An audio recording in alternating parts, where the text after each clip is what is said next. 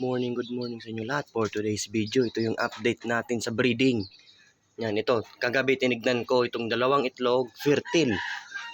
Yan, may similya. Yung lahi ng litar natin. Cross flying machine.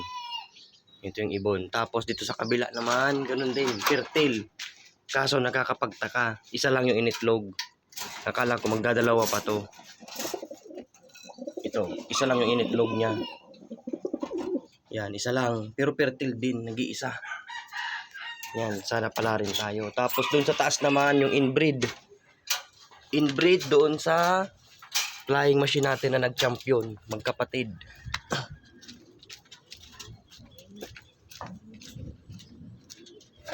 Yan, nagpatuka na pala ako kanina.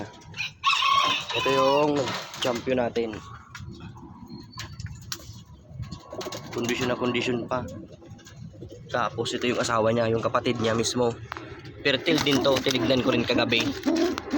Yan. Ito yung update ngayong breeding season ko. Pang 150 days old.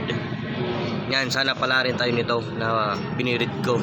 Nandito ko na tinatapos yung video. Shout out sa mga Facebook follower ko at YouTube subscriber.